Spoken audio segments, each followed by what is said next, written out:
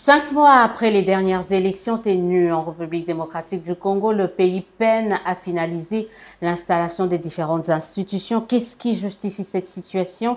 Comment arriver à y mettre un terme? Kinshasa, pouvons-nous rêver de Kin Label avec le nouveau gouverneur Daniel Bumba à la tête de la capitale? Que peut être le rôle et l'apport de la société civile, mais aussi de l'opposition pour essayer de redorer le blason de Kinshasa? On parlera également de la situation sécuritaire dans la partie est du pays, mais aussi de la femme. Pour parler de tous ces sujets et de bien d'autres, j'ai le plaisir de recevoir, dans le cadre de cette émission Dites-nous la vérité, Harmonie Singa. Bonjour et bienvenue. Bonjour Madame Élisée, merci de m'avoir reçu. Cadre d'alternative citoyenne avec Floribert Anzoloni. Ça n'a pas marché lors des dernières élections. Est-ce que vous vous êtes remis déjà? Oui. Oui, effectivement, donc quand vous dites que ça n'a pas marché, donc par exemple dans mon cas, je n'ai pas été élue comme députée nationale, mais je peux affirmer aujourd'hui, 5 mois plus tard, que je suis loin d'être découragée. Ce n'est que le début de l'aventure et nous aurons certainement l'occasion d'en parler. Et il faut dire que c'était une première fois en fait? Absolument, c'était la première fois que je me lançais en politique active et comme candidate à des élections. Et donc c'est vraiment une expérience qui a été très enrichissante et de laquelle je ressors avec beaucoup de leçons apprises. Il faut dire qu'avec Anzoloni, qu'on connaissait comme étant de la société civile, c'est aussi un premier pas. On a vu pour la première fois des activistes de la société civile s'engager, aller officiellement dans la politique en participant aux élections. Est-ce que les lignes sont en train de bouger au niveau de la société civile qui se décide finalement de se dire, écoutez, on ne veut plus être seulement des bons parleurs, on veut passer à l'action? Je ne dirais pas que c'est la première fois, parce qu'on a quand même eu des acteurs de la société civile qui se sont lancés en politique. Je ne vais pas citer des noms, mais on les connaît aujourd'hui, ils sont bien assis dans la politique, mais ils venaient avant de la société civile. Ce qui est peut-être différent, c'était le côté jeune, parce que nous étions majoritairement un mouvement de jeunes, bien que nous sommes totalement aussi contre cette opposition de génération. Ce n'était pas un mouvement de jeunes, mais nous étions majoritairement jeunes. Est-ce que les lignes bougent? Je pense qu'il est trop tôt pour le dire. Les mois et les années à venir nous le diront, mais ce qui est certain, c'est que nous ne resterons pas silencieux et nous jouerons notre carte. Et quand 5 mois après, qu'est-ce que vous dites? Qu'est-ce qui n'a pas marché? Qu'est-ce qui n'a pas fonctionné? Qu'est-ce qui n'a pas permis à ce que vous puissiez aller être élu, rafler des sièges? Bah écoutez, officiellement, on va parler du seuil. Mais de toute façon, je pense que tous les Congolais savent un petit peu ce qui s'est passé. Si on prend juste avec les élections qui viennent de se dérouler pour les sénateurs et les gouverneurs et toutes les allégations de tricherie réelles, avérées ou supposées qui tournent autour de ces élections de manière générale, on peut penser qu'il y a eu quelque chose qui a réellement entaché les élections. Mais écoutez, ça faisait partie du jeu.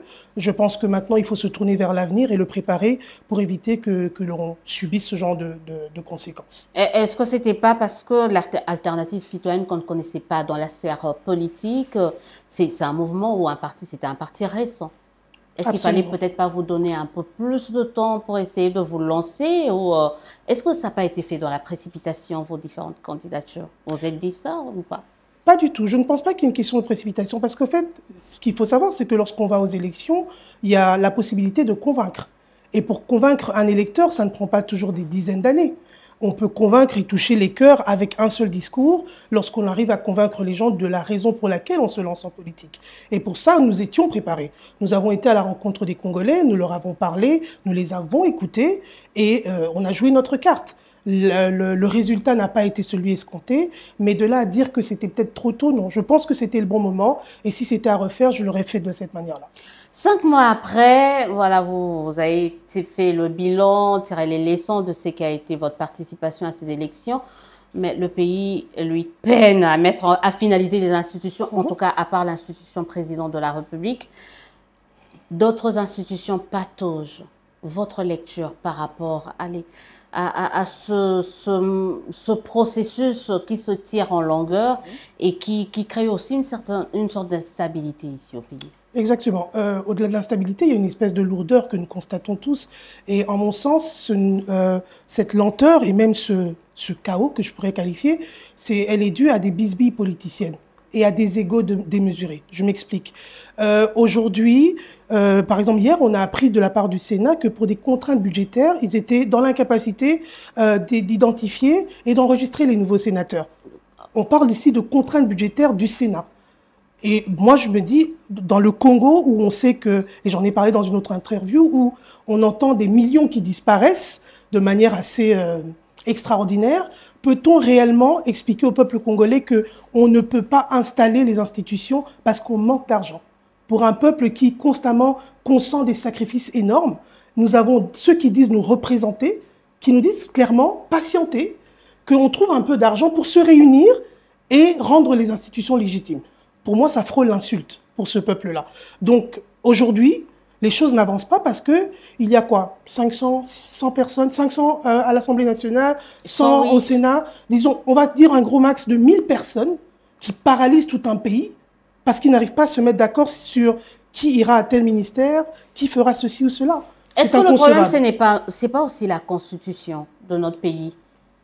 Parce qu'aujourd'hui, on en parle, on dit si ça traîne, si on n'a pas de gouvernement, il se pose un problème dans la Constitution qu'il faudrait aller, si pas réviser, mais carrément changer. Je vais poser la question suivante. Est-ce que la Constitution nous empêche de prendre nos responsabilités? Parce que jusque-là, cette Constitution ne nous a pas empêchés de travailler et de faire notre travail, de prendre notre rôle au sérieux. La Constitution ne dit pas que des gens ne peuvent pas se mettre d'accord, mettre en place le bureau à l'Assemblée nationale pour permettre au gouvernement de fonctionner. La Constitution ne l'empêche pas. Mais il n'y a pas une contrainte aussi. C'est vrai, on nous compare toujours avec le Sénégal. Voilà, la seule contrainte de la Constitution, c'est par rapport peut-être à la prestation de serment du président de la République. Pour le reste, elle reste assez évasive, quoi. Oui, mais justement, c'est pour ça que je reviens sur les intérêts humains. Ce que j'essaye de dire, c'est que la Constitution n'empêche pas les dirigeants congolais de se décider rapidement. Parce qu'ici, il y a une notion qui nous échappe, c'est celle de l'urgence. Vous avez dit que ça fait 5 mois, nous n'avons toujours pas d'institution qui fonctionne correctement. Et tout un pays est paralysé parce que des personnes ne réussissent pas à se mettre d'accord. La Constitution n'y est pour rien. Et j'ai même envie de dire, la Constitution congolaise, si elle est prise au sérieux et que les gens décident simplement d'appliquer les textes, on peut fonctionner. Mais vous savez ce qu'on dit, c'est qu'il n'est pas interdit et permis. Exactement. Donc, du moment où la Constitution n'interdit rien, donc c'est-à-dire ces gens, on ne peut pas accuser ces gens soit de violer la Constitution. Vous dites, on se résume tout juste au bon sens, que certains n'ont pas. Exactement. Et pourquoi dans ce cas-là, si ce qui n'est pas écrit n'est pas interdit, pourquoi penchons-nous sur ça? Pourquoi n'allons-nous pas sur ce qui est écrit et qui nous permettrait de fonctionner? C'est la question à se poser. Pourquoi allons-nous toujours nous attarder sur ce qui n'est pas écrit et qui finalement paralyse toute la machine? On parle des institutions, nous avons l'Assemblée provinciale, nous avons l'Assemblée nationale, le Sénat, les assemblées provinciales, maintenant ce sont les conseils municipaux. Ça fait trop quand même pour un pays comme le nôtre. Déjà, on avait du mal à s'en sortir avec les assemblées provinciales et nationales, qu'on en ajoute d'autres. Est-ce qu'il n'y a pas moyen qu'on puisse changer les choses, adapter nos institutions à l'image de notre pays? Je ne pense pas que ce soit trop. Je pense plutôt que c'est une question justement de mise en application. Pour moi, je prône même le pouvoir plus proche des citoyens. Donc tout ce que vous dites qui est trop, ce n'est pas trop. Je donne l'exemple. Aujourd'hui, un habitant de la Lukunga ou quelqu'un de Ngaliema, il doit pouvoir trouver l'État au plus près de lui, sans pouvoir recourir par exemple au gouverneur de la ville.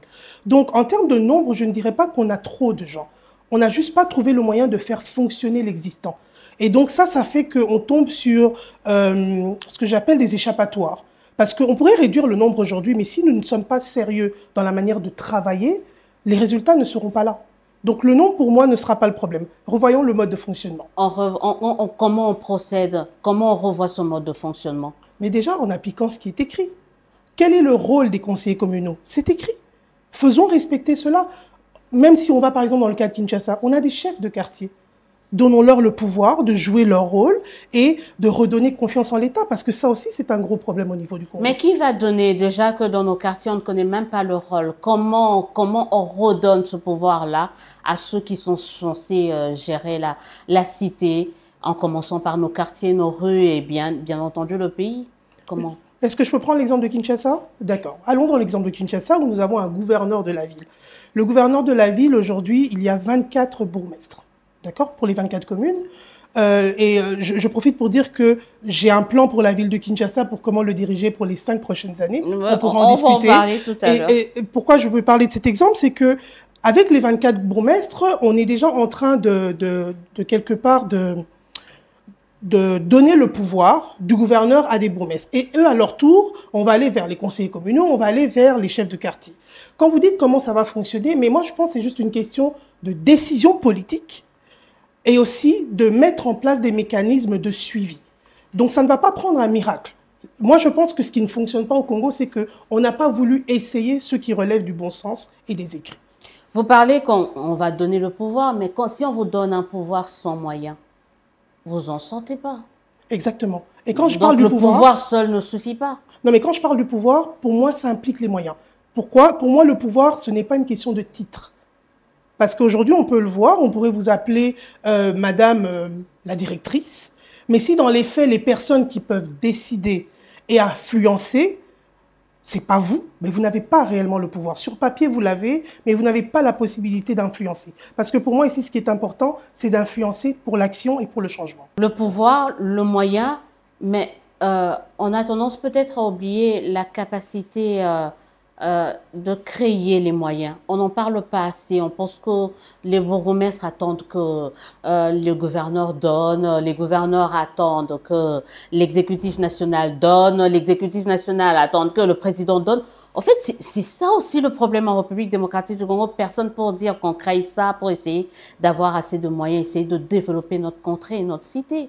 Est-ce qu'on ne devait pas commencer par là? Mais je ne pense pas que personne ne le fait. Moi, je le vois dans l'autre sens.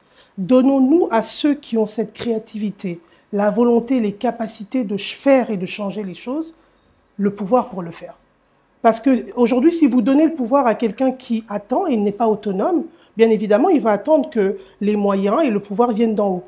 Mais aujourd'hui, je suis sûr que vous en connaissez, il y a des Congolais qui sont bourrés de talent et qui sont prêts à rendre service à la République et qui n'attendent que d'être placés au bon endroit. Le problème, c'est la qualité des personnes qui nous représentent aujourd'hui et au niveau de ces institutions. Oui, pour moi, c'est ça. Avec un peu de recul, on va essayer de dire, avec tout ce qui se passe au niveau des institutions, on se dit, mais on n'a pas voté les bonnes personnes, quoi.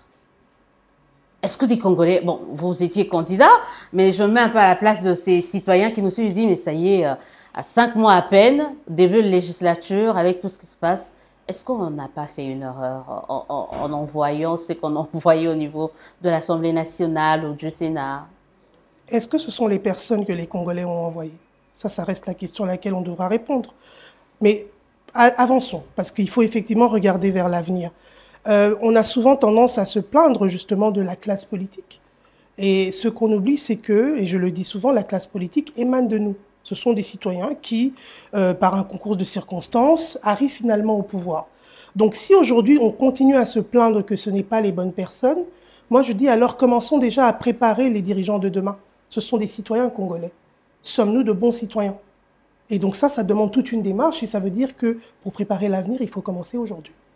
Comment devenir un bon citoyen? Ou qui est aujourd'hui un bon citoyen? Un bon citoyen, c'est déjà celui qui respecte les lois. Et là, maintenant, il y a un problème. Connaissons-nous nos lois? Aujourd'hui, lorsque je parle de l'éducation civique, par exemple, est-ce qu'on la donne encore à l'école? Nos petits-enfants, aujourd'hui, est-ce qu'ils savent c'est quoi être un bon citoyen? J'aime souvent, et c'est peut-être le côté formatrice que je suis, je dis qu'il faut s'attaquer aux causes. Commençons très petits et avec ça, on pourra grandir. Pour avoir des bons citoyens, il faut les éduquer. Il faut les éduquer, il faut leur donner les moyens d'apprendre. Et en grandissant, ça deviendra une seconde nature. Et demain, c'est eux qui seront la relève. On reproche à la classe politique congolaise de ne faire que de la politique politicienne. Parce qu'à côté, beaucoup n'ont pas fait autre chose ou n'ont pas un autre travail. Est-ce qu'il ne faut pas peut-être essayer de changer de ce côté-là, essayer d'envoyer, par exemple, dans nos assemblées, des personnes qui ont des vrais travails avant d'assumer les charges publiques ou étatiques? Oui et non, parce que ça ne va pas résoudre le problème de probité morale. Parce qu'on peut être riche, mais arriver en politique et continuer à s'enrichir de manière illégale. Ce n'est pas une garantie que quelqu'un qui est nanti financièrement fera un politicien honnête. Ce qu'il faut, c'est mettre des mécanismes, ce que j'appelle pour contrôler la folie des hommes. Ce n'est pas propre à la RDC, hein, la corruption. Il faut qu'on arrête de se leurrer, de limite se prendre l'exemple du pays où il y a le plus de corruption. Ce qui fonctionne ailleurs, c'est qu'il y a des mécanismes, il y a des lois, il y a des moyens de contrôler ça. Et ce que moi je dis aujourd'hui, c'est qu'il faut redonner le pouvoir à l'État congolais. Il faut que les gens aient peur de commettre certains méfaits parce qu'ils savent que la justice fera son travail. Et c'est ça qui va permettre justement d'encadrer les gens. Lorsqu'ils iront en politique, ils sauront que lorsqu'il y a des écarts, il y a moyen d'être corrigé. Et aussi, il faut remettre ce côté de travail et de mérite. Les gens, ils vont en politique, pourquoi? C'est votre cheval de bataille. Moi, voilà. J'ai lu votre CV, vous insistez sur la méritocratie. Oui, il n'y a pas d'obligation de résultat. C'est ça, les gens se lancent aujourd'hui. Prenez n'importe qui, il est ministre. Quels sont ses objectifs? Quelles sont les traces qu'il veut laisser, qu'on sache qu'il y a eu un avant et un après cette personne? Il ne le sait pas. Mais il signe souvent des actes d'engagement. Une fois au pouvoir, il y a souvent des ateliers. Après, oui. Il y a la signature d'un acte d'engagement. Mais bon, après, il n'y a toujours pas l'évaluation. Voilà, l'évaluation et le suivi n'est pas fait. Alors, pendant que nous sommes en train d'attendre la finalisation de l'installation des différentes institutions, la guerre, elle, dans la partie est du pays, elle n'attend pas. Les morts ont continué à en compter par dizaines dans cette partie du pays.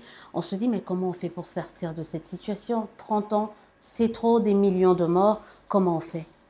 Je vais être honnête avec vous, Madame Oudia. Si j'avais la réponse, je la donnerais. Parce que je m'assois aussi et je me dis, mais comment ça se fait que pendant 30 ans, on n'arrive pas à mettre fin à ce cycle de mort, de guerre, de sang, etc. Et je n'ai pas la réponse. Mais ce que je sais par contre, c'est qu'il faut que les Congolais sachent ce qui se passe. L'information est une arme. Aujourd'hui, vous pourrez prendre des Quinois qui entendent vaguement qu'il y a la guerre à l'Est, comme si on parlait d'un autre pays. Et si on commençait par ça, il faut que, je pense qu'à un moment, pour conscientiser les gens, chaque Congolais, du plus petit au plus grand, doit être au courant de ce qui se passe. Mais là, tout le monde sait qu'il y a une guerre quand même. Est-ce que ce n'est pas une bataille qui a été gagnée au sein de l'opinion congolaise, qui est de plus en plus... Sur les réseaux sociaux, vous voulez dire. Mais j'ai fait la campagne électorale, Madame Oudia. Tout le monde n'a pas Internet. Donc cette personne qui n'entend pas à la radio, qui ne regarde pas à la télé, de manière constante, qu'il y a un problème pour lequel on doit trouver une solution, c'est impossible pour lui de savoir ce qui se passe. Et je ne dis pas que ça va régler la guerre. Mais pourquoi c'est important que les Congolais soient au courant? C'est nous qui mettrons la pression sur nos dirigeants. Si sur 80 millions de personnes, il n'y a que 3 000, 5 000 qui disent ça suffit, est-ce que les gens ont envie de bouger? Mais est-ce que c'est la faute à nos dirigeants? On est en train de... Ils subissent aussi comme nous cette agression. J'ai une question à poser. Si ce n'est pas de leur faute, c'est la faute de qui? Vous et moi sommes de simples citoyens. Je suis d'accord. Mais à un moment donné, ne sommes-nous pas dans l'obligation de répondre à l'agresseur? Parce que si nous continuons à subir, quelque part, nous sommes en train de dire nous n'avons ni les moyens ni les capacités de mettre fin à cette guerre. Mais quelqu'un, à partir du moment où on a le pouvoir, on a la responsabilité qui vient avec. Et donc, dans ce cas-là, par exemple, les prérogatives régaliennes reviennent au pouvoir. Loin de moi l'idée de minimiser, par exemple, nos FRDC. Est-ce que vous pensez qu'actuellement, la RDC est en capacité de faire face au Rwanda? Je n'en ai aucune idée. En termes humains, ben voilà aussi. Est-ce que, bon, apparemment, vous êtes, on va dire, va-t-en guerre. Est-ce qu'on doit repliquer par rapport à tout ce qui se passe ou est-ce qu'on doit privilégier une solution négociée diplomatique? N'avons-nous pas fait ça depuis tant d'années, la négociation diplomatique, et le voisin continue à nous narguer? Donc je pense qu'à un moment donné, il y a d'autres moyens. Peut-être la guerre, mais j'aime toujours apporter un bémol sur la guerre. Je ne l'ai pas connue. Ni dans ma chair, ni dans mon sang, je ne l'ai pas connue. Et ceux qui ont connu la guerre vous diront que ce n'est pas toujours la solution la plus idéale. Mais aujourd'hui, c'est que la RDC doit pouvoir se défendre. On ne va pas continuer à encaisser les coups et à pleurer à l'étranger pour dire « aidez-nous ». Et rien ne change. Mais c'est sûr que ce n'est pas une décision que vous et moi, on va prendre aujourd'hui sur ce plateau, mais il faut considérer certaines actions. Et il faut le faire très vite. Et créer peut-être une synergie. Je ne sais pas si vous vous considérez comme étant de l'opposition ou de la majorité, mais en tout cas, on reproche à une certaine classe politique de ne pas trop s'impliquer dans la résolution du conflit dans l'est du pays, en laissant toute la responsabilité à l'actuel pouvoir. Que peut faire l'opposition? Que peut faire la société civile pour aider le pouvoir actuel à trouver une solution pérenne à cette situation? Mais en fait, il y a des sujets pour lesquels il ne devrait y avoir ni opposition ni pouvoir. Et on vient de parler de ça, Mais tout ce qui concerne mais la il y a sécurité. pas. Ouais. Mais dans ce cas-là, est-ce qu'un échange de tous ces groupes va changer quelque chose à la guerre? Je n'en suis pas certaine. Mais ce qui est sûr que dans le discours déjà, il faut qu'on constate une certaine unité. Il faut que le pouvoir, l'opposition, la société civile, pardon, lorsqu'on parle de la souveraineté du Congo, lorsqu'on parle de l'intangibilité de nos frontières, tout le monde doit parler un même langage. Et c'est vrai que ça, c'est dommage que beaucoup de gens, lorsqu'il s'agit de montrer que le pouvoir est défaillant, ils sont prêts, quelquefois, à s'allier aux personnes qui ne sont pas les bonnes pour l'intérêt du Congo. Donc oui, est-ce que ça serait une solution? Peut-être. Mais dans ce cas-ci, moi, je pense qu'on ne devrait pas écarter les solutions. Tout ce qui pourrait faire avancer la cause et mettre fin à la guerre, explorons-les. Genre créer un pacte républicain, se mettre autour d'une table, lever une sorte d'option commune et pour ensuite aller affronter l'ennemi. Parce que pour certains, l'ennemi, c'est sert justement des dissensions internes pour essayer de poursuivre, on va dire, son agression. Mais je ne pense pas que l'ennemi le fasse parce que l'opposition et le pouvoir ne sont pas d'accord. Pour moi, le problème n'est pas à ce niveau-là. Cette unité, pour moi, elle est plutôt symbolique aussi. Parce qu'on doit apprendre à devenir une nation. Mais aujourd'hui, pour mettre fin à la guerre, la prérogative, elle est celle du pouvoir. On ne peut pas demander à l'opposition de trouver des solutions à la guerre. Ils n'ont pas le moyen, ils n'ont pas les pouvoirs de le faire. Ils peuvent peut-être sensibiliser les gens, la société civile peut faire mettre en place des moyens de pression, mais ça se limitera là. S'il faut faire la guerre, vous êtes d'accord avec moi, c'est pas l'opposition qui ira en guerre, c'est le pouvoir. Mais dans ce cas-là, tout le monde, ça veut dire tous les Congolais, ensemble, devront être derrière le pouvoir pour pouvoir gagner la guerre.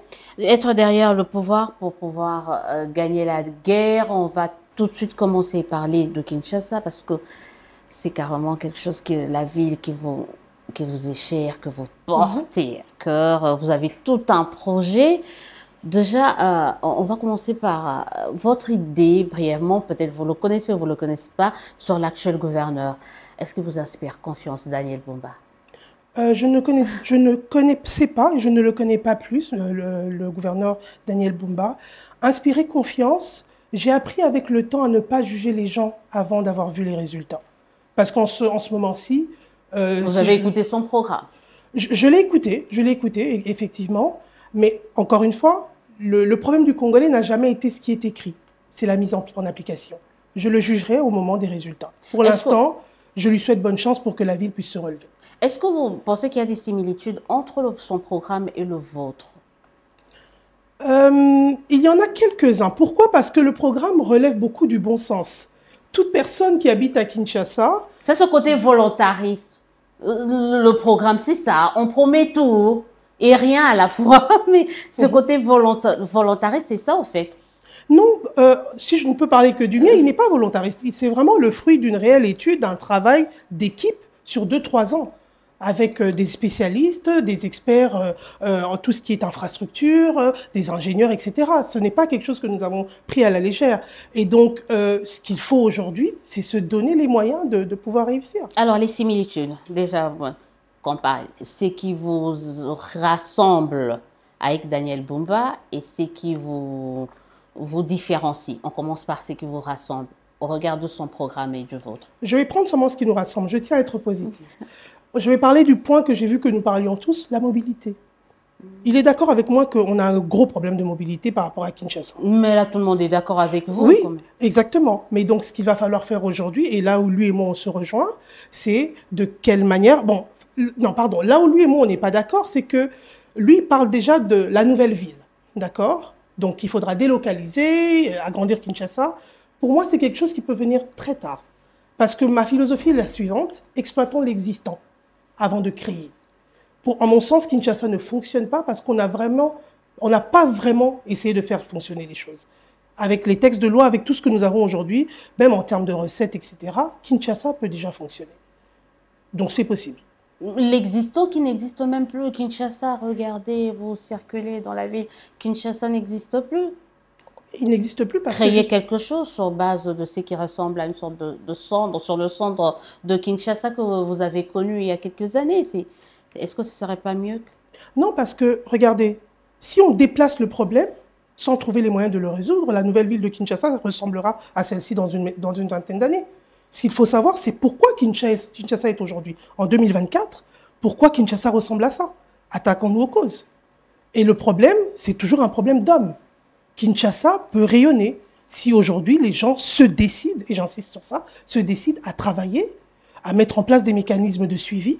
Kinshasa peut rayonner. Et cela vaut aussi bien dans le secteur, dans le domaine de la mobilité que de l'assainissement, parce que franchement, Kinshasa est très sale. Absolument. Et je pense même que, en termes de priorité, parce que Kinshasa, tout est prioritaire et multisectoriel. Mais il faudra s'attaquer à ce qui est prioritaire. Et pour moi, ce qui est prioritaire, c'est ce qui répond aux besoins urgents des Kinois. Le premier besoin, c'est la sécurité. Qu'on le veuille ou non, aujourd'hui, le phénomène des Kuluna, l'insécurité gagne Kinshasa et dans n'importe quel quartier. Et ça, si vous parlez à n'importe quel Kinois, on est d'accord. Deuxième problème, la mobilité. Les embouteillages, je ne sais pas si vous avez remarqué, il y a des travaux, on fait des chantiers tous en même temps, sans réelle planification. Les Kinois passent aujourd'hui beaucoup plus de temps dans leur voiture. Il y en a qui ne vont même pas à leur maison. Ils arrivent, ils déposent des sacs, ils se lavent, ils dorment et 2 heures après, ils doivent partir. Je caricature, mais c'est vrai. Le troisième problème, c'est la santé et la salubrité. Vous l'avez dit. Kinshasa, pour moi, ressemble à une poubelle à ciel ouvert.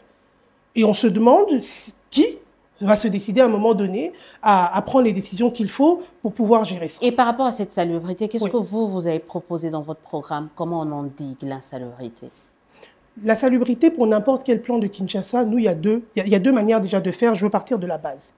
On éduque avant de corriger. Parce que le problème de la salubrité ne sera pas que le problème du gouverneur et de son équipe. C'est un problème de société.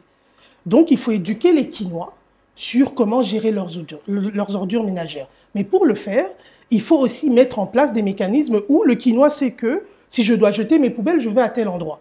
Nous, notre solution, c'est de faire aussi des partenariats publics-privés. On a aujourd'hui à Kinshasa des entrepreneurs congolais qui font dans ces domaines-là, mais qui ont juste besoin d'un coup de main du gouvernement pour pouvoir s'étendre. Donc, dans notre projet, on propose par exemple de diviser la ville de Kinshasa en plusieurs zones où les entreprises se partageront ce rôle de gérer les ordures tout en ayant ce travail d'éducation de la population. Et c'est là que des gens comme vous intervenez parce qu'à la radio, à la télé, on va faire ces campagnes de sensibilisation pour que le Kinois prenne en main lui-même ce problème de la salubrité. On vous entend parler si on vous nommait ministre provincial de l'environnement, ça y est, vous prenez quoi. Seulement si j'ai le pouvoir et le moyen d'agir. Seulement, mais il faut d'abord accepter, en plus oui. On verra. Donc si aujourd'hui Daniel Bumba vient et dit « Madame Singa, j'aimerais bien que vous puissiez faire partie de mon gouvernement », vous ne direz pas non? Je dirais oui, parce que j'ai un plan d'action. Mais j'insiste, je dis oui, pas parce que le titre me plaît. Je vous ai dit, moi, les titres ne me disent pas grand-chose. Pour moi, il faut avoir de l'impact et de l'influence. Il me donne le pouvoir, les moyens d'agir, vous verrez comment Kinshasa va changer. Eh bien, Daniel Bumba, madame, elle est prête, hein? Et on n'en trouve pas beaucoup, les femmes qui s'assument et qui ont une vision claire par rapport à un secteur aussi important que l'environnement, que l'assainissement, que d'ailleurs mobilité et d'autres secteurs de la vie de Kinshasa. Alors rapidement, on va très bientôt terminer. Moi, je reçois une dame qui s'appelle Harmonie Singa, un nom qui pèse, la fille de Singa Ojo. Comment ça vous fait d'être la fille de votre père? Ben écoutez, c'est d'abord beaucoup d'honneur parce que, je l'ai souvent dit, mes premières notions de justice, d'excellence, qu'il est important de laisser des traces partout où on va, je les ai apprises de mon père. Et donc, lorsque j'ai décidé de me lancer en politique, c'était important pour moi de frayer mon chemin sans être constamment vue comme la fille d'eux. Ah, c'est raté. C'est raté. J'y arrive. Pas parce que je ne veux pas que j'ai de quoi avoir honte. Non, non. Son parcours, pour moi, est quelque chose pour lequel je peux être fière. Il a été ministre de la Justice. Il y a eu beaucoup de réformes qui ont été faites sous lui, notamment. Mais c'est juste que c'est beaucoup de pression parce que, qu'on le veuille ou non, son parcours a été très long et très élogieux. Donc, il y a beaucoup de comparaisons. Et des fois, je me demande, est-ce que je vais y arriver? Mais la réponse est que oui, je vais y arriver parce que mon chemin sera le mien. Harmonie Singa, la fille de son père, mais également une femme. Est-ce que c'est aisé d'être une femme dans la sphère politique? Je ne peux parler que de moi. Dans mon cas, je dirais oui. Et la raison pour laquelle c'est facile pour moi, c'est parce que je suis entourée de gens qui croient en ce que je fais. Premièrement, mon mari. Je le dis, je ne ferai pas ce que je fais, je n'embrasserai pas ce rêve si je n'avais pas quelqu'un qui croit en moi au quotidien. Il sait que vous tweetez 10 fois par jour? Un peu plus que ça, oui. Il n'est pas sur les réseaux sociaux et Oh, très souvent, heureusement. non mais très souvent on m'accuse, hein. On lui envoie par WhatsApp ce que j'ai écrit. Je connais mes limites, hein. Il y a quand même des sujets sur lesquels je ne m'attarde pas parce que je pense qu'ils sont très sensibles. Mais oui, j'ai son soutien. Il croit aux raisons profondes pour lesquelles je fais de la politique parce que pour moi c'est important de redonner ce que j'ai reçu, de changer les choses et de les bouger positivement. Donc oui, c'est facile, mais je suis consciente en tant que femme, il y a ce plafond de verre qu'il faut briser. Mais on a brisé, on a une première ministre femme, ça y est. Oui, on l'a brisé, certes, avec Madame le Premier ministre, mais ce qui est important aussi, c'est que je pense, on doit aussi regarder l'histoire. On a constamment l'impression en RDC que tout est nouveau. Mais vous savez qu'on a eu une ministre des Affaires étrangères. On a eu Madame Ekila Lionda. On a eu Madame Zunziwa Bombo qui a été gouverneure de Kinshasa. Donc la Sophie RDC, Kanza. exactement, on a des modèles. Et justement, pour briser ce plafond de verre pour les femmes, il nous faut des repères et des modèles. Il faut que la jeune fille qui va à l'école en RDC puisse se dire « Ah oui, demain je peux être Madame Judith ». Et c'est important. Et je crois que c'est pour ça que nous travaillons, c'est pour ça que nous prenons la parole, parce qu'il faut inspirer les générations futures. On a des modèles. Vous êtes un modèle aujourd'hui. Il faut que les femmes qui veulent se lancer en journalisme disent « Je veux être comme Madame Élysée ». Est-ce que vous vous dites, vous avez le soutien de votre mari et peut-être de votre famille, est-ce que pour essayer d'être à l'aise, d'être aisé et d'avoir un parcours dans la sphère politique, il faut absolument avoir le soutien de quelqu'un quand on est femme? Je pense que pour n'importe quoi dans la vie, homme ou femme, on a besoin de soutien. On n'y arrive pas seul. Parce qu'il y a un moment donné où la vie vous donne des coups très durs. Vous devez avoir des gens sur qui vous reposer. Ce n'est pas une question de genre.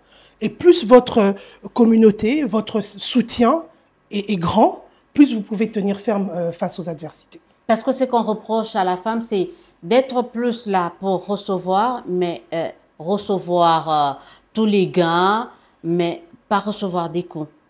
C'est aussi ça. C'est-à-dire quand tu t'engages en politique ou dans quelques domaines, il faut s'attendre surtout à recevoir des coups aussi. Mais est-ce que cette femme, aujourd'hui, est préparée à recevoir des coups?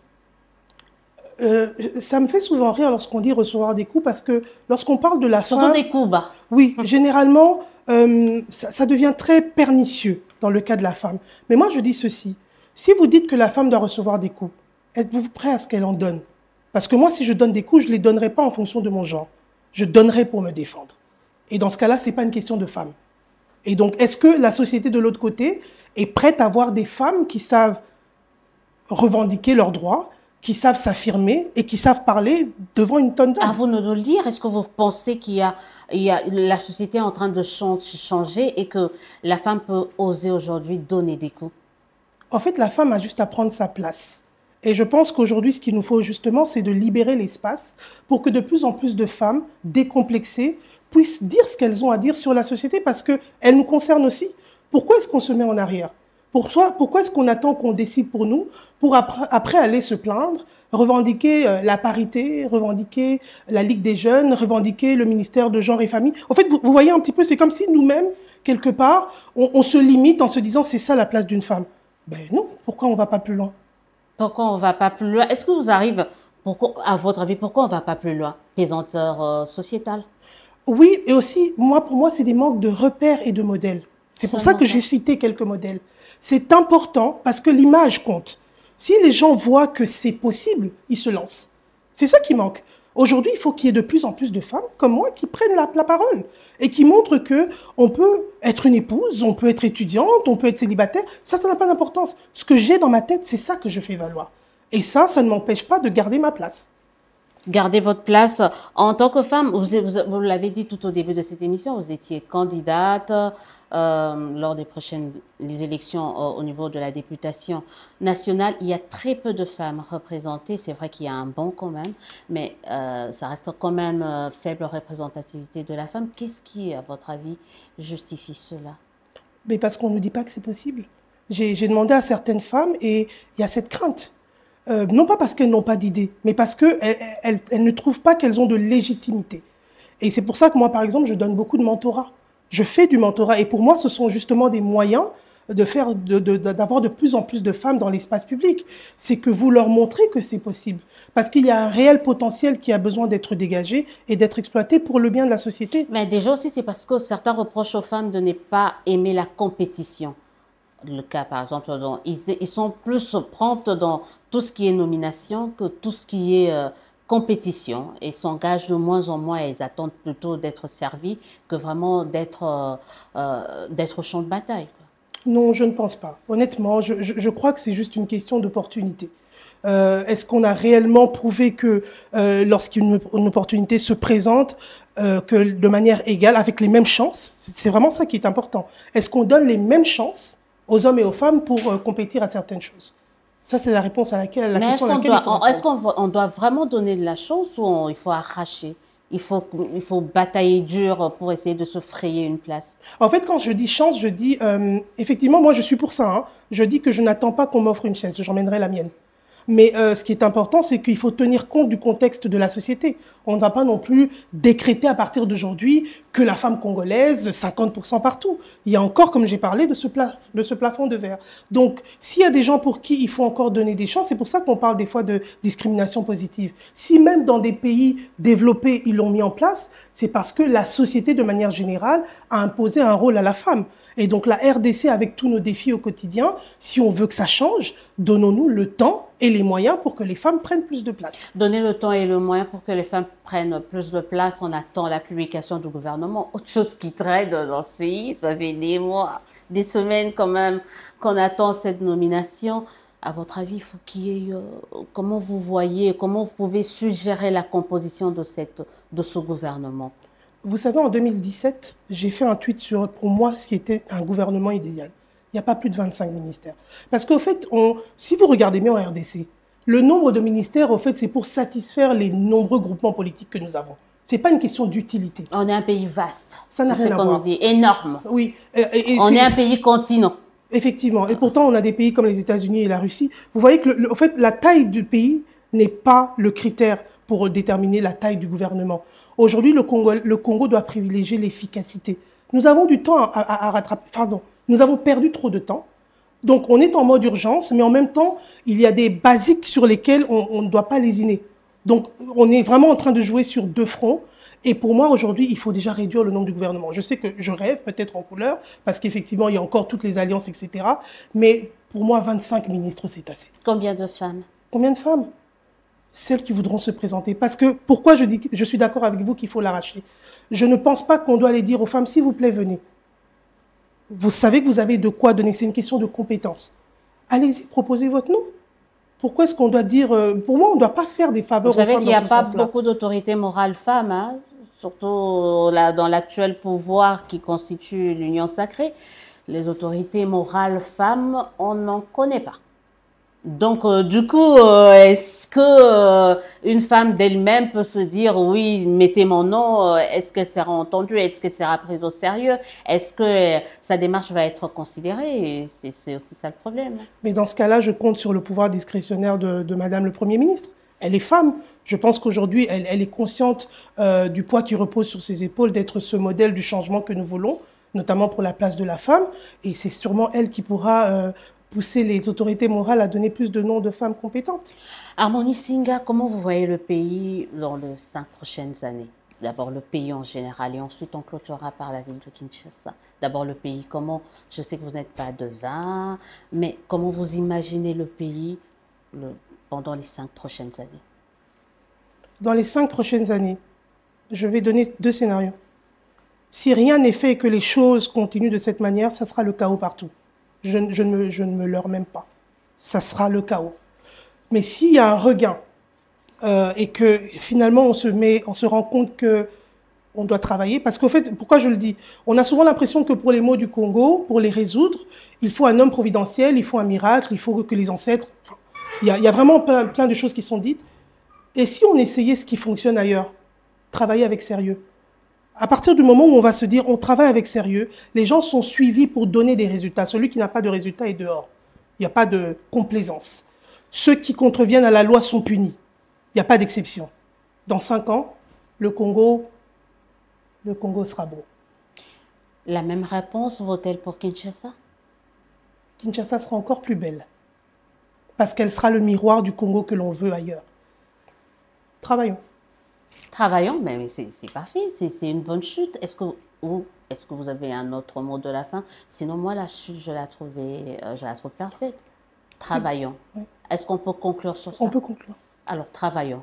On travaille, on travaille. On ne fera que ça. Travaillons pour Kinshasa, travaillons pour la République démocratique du Congo, mais surtout travaillons avec beaucoup de sérieux. Harmonie Singa, c'était un plaisir pour moi Merci de beaucoup, partager ce Marie-Lise. plateau avec vous. À très bientôt. On remercie les téléspectateurs. Vous êtes de plus en plus nombreux à nous suivre dans le cadre de cette émission. Dites-nous la vérité.